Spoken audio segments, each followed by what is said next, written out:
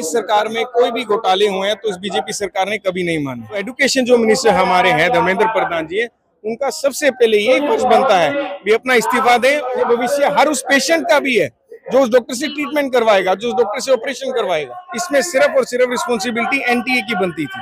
NTA किसके अंदर है? मोदी गवर्नमेंट के। ऐसे जिन छात्रों के विषय के साथ खिलवाड़ हो रहा है वो तो नहीं सुधर जाएगा। जो सुनवाई चल रही है, हम तो यही चाहते हैं कि सुप्रीम कोर्ट एक न्याय करे, जो स्टूडेंट के हक में फैसला देना चाहिए। मोदी सरकार तब से लेके आज तक पेपर लीक के खिलाफ नहीं है। ये लिटरली इन्होंने आईपीएल नाम से एक डिपार्टमेंट बना दिया है जिसका नाम है इंडियन पेपर लीक। नमस्कार, मैं पूनम और इस वक्त मैं मौजूद हूँ जंतर मंतर पर। आपको बता दें कि नीट को लेकर लगातार देश भर में बवाल है।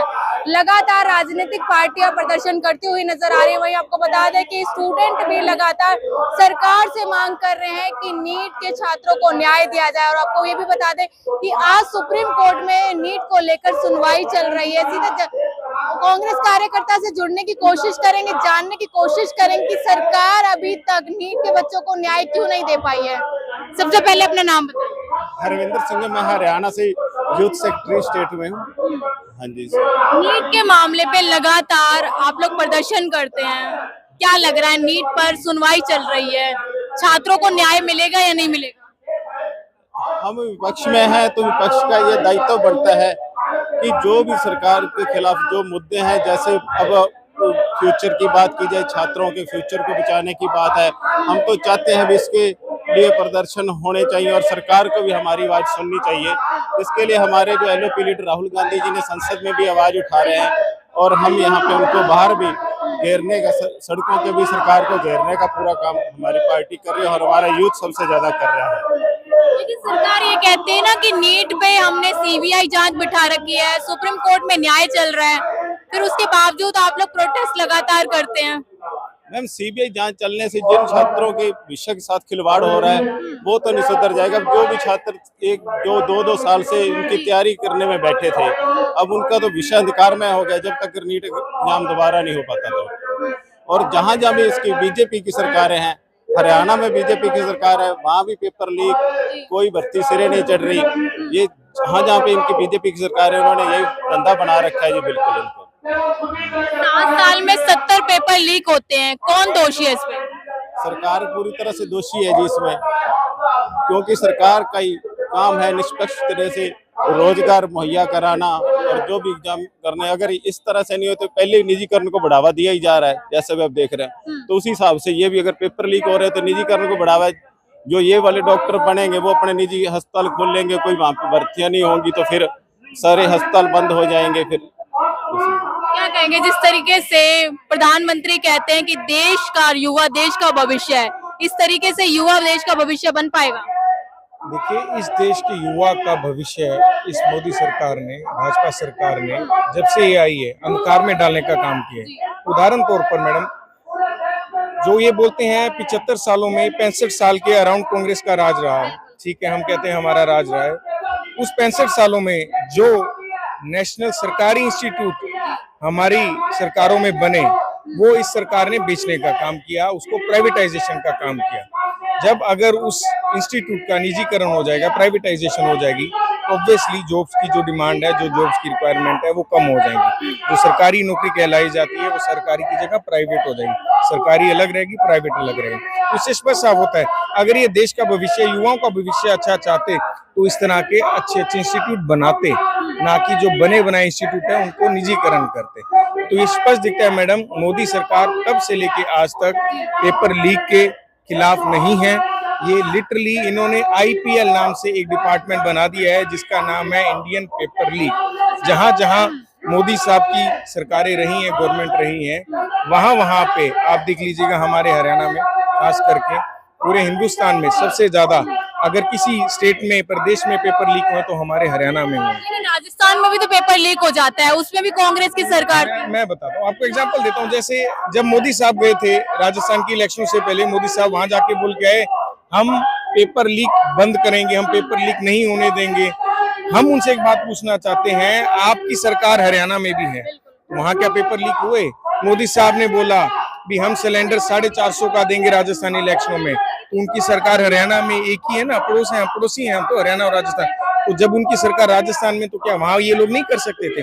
ये सिर्फ और सिर्फ लुभावने वादे करते हैं, लोगों को गुमराह करते हैं, उस बेस पे ये हिंदू और मुसलमान धर्म की जातिवादी बात करके और अपने वोट लेकर और अपनी कुर्सी को चमकाने का काम। सत्ता पक्ष ये कहता है कि नीट का मुद्दा उठा के आप लोग राजनीतिक रोटियां सेक रहे हैं, आपको कोई हमदर्दी नहीं है स्टूडेंट से? मैडम देखिए, ये बात सिर्फ नीट की नहीं है, ये 23 लाख बच्चों की नहीं है, ये बात हिंदुस्तान के हर उस बच्चे के भविष्य की है जो सोचता है मैं अगर पढ़ूंगा तो मेरा अच्छा होगा, मेरा भला होगा, इस देश में रहूंगा तो मैं कुछ नाम और कुछ काम कमा पाऊंगा।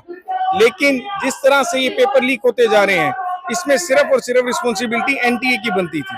एनटीए किसके अंदर है? मोदी गवर्नमेंट के अंदर है। एनटीए अगर ढंग से इस प्रक्रिया को पूरी करता, जो ग्रेस मार्क्स दिए हैं अगर उसको कंट्रोल करके रखता, जो बच्चों के पिछले साल जो बच्चे फेल हो रहे हैं, आज वो 720 नंबर से टॉपर कई तादाद में आ रहे हैं, तो स्पष्ट करता है कहीं ना कहीं तो इसके अंदर लूप होल था मैम।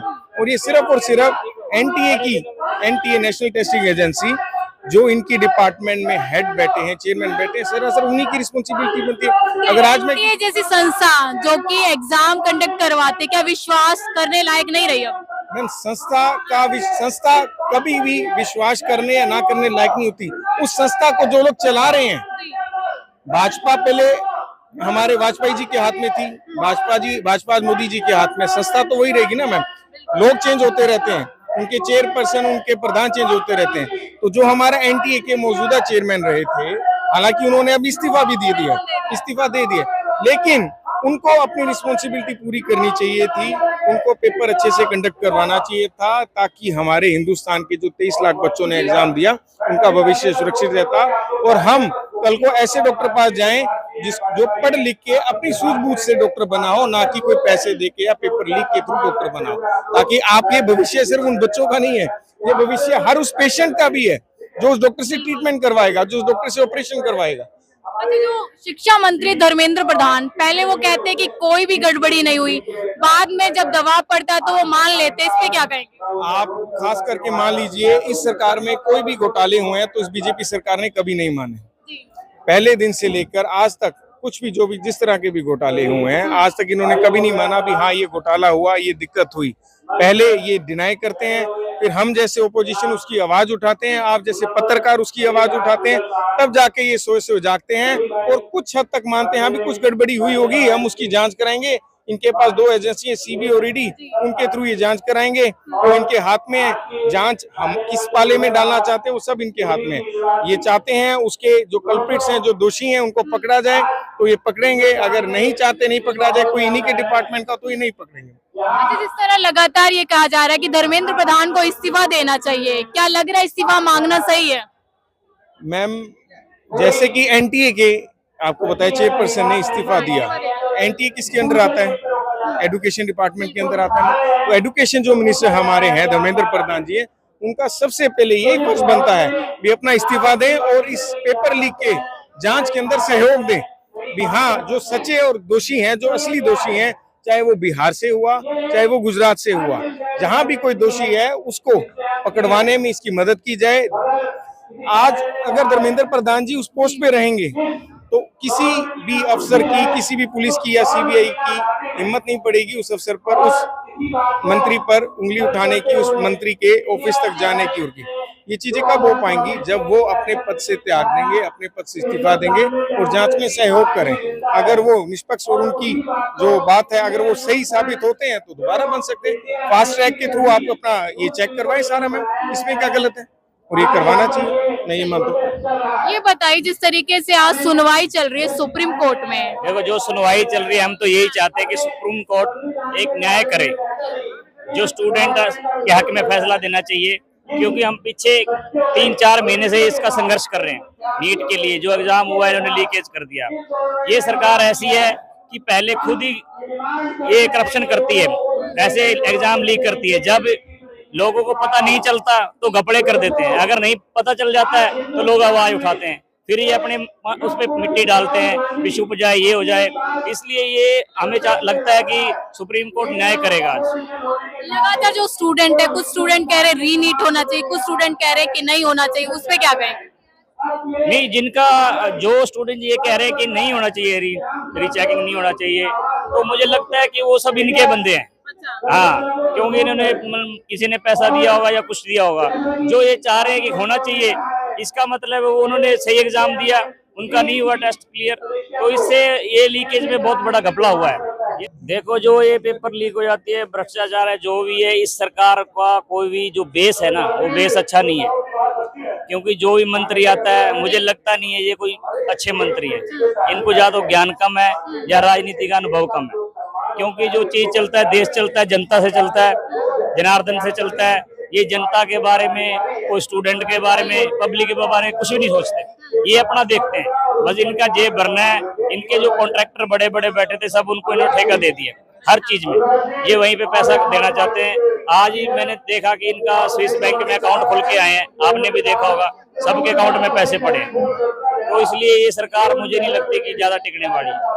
इस तरीके से कांग्रेस लगातार नीट का मुद्दा संसद में भी उठा रही है और उनका माइक बंद कर दिया जाता है, उस पर क्या कहेंगे? जो यही तो करती आई है। जब विपक्ष इनके सामने कोई मुद्दा उठाता है, उसके माइक बंद कर दो, ईडी डलवा दो, ये इनका यही काम है। विजिलेंस डलवा दो, यही काम करना है इनको क्या है, विपक्ष को सोचते हैं ये पहले कमजोर था, लेकिन अब कमजोर नहीं है। इस बार हम इनकी सरकार चलने भी नहीं देंगे। अगर ऐसे करेंगे तो आज नहीं कल इनके गिरा के छोड़ेंगे। चलिए, देखिए, इस वक्त मैं मौजूद थी जंतर मंतर पर। आप हमारे पीछे देख सकते हैं कि कांग्रेस कार्यकर्ता जंतर मंतर पर मौजूद है और लगातार इनकी यही मांग है कि नीट के स्टूडेंट को न्याय दिया जाए। क्योंकि लगातार देखा है कि जब से रिजल्ट आया लोकसभा चुनाव से, जब से ये मुद्दा गरमाया हुआ है। सरकार अपने कामों को सही तरीके से नहीं कर रही है। सीबीआई जांच तो चल रही है, लेकिन लगातार स्टूडेंट की ये मांग है कि धर्मेंद्र प्रधान को इस्तीफा देना चाहिए और कहीं ना कहीं री-नीट भी होना चाहिए। लेकिन देखना ये, आज सुनवाई भी चल रही है सुप्रीम कोर्ट में, देखना ये कि सुनवाई में क्या फैसला आता है। मैं पूनम और आप देखते हैं माटी के लाल।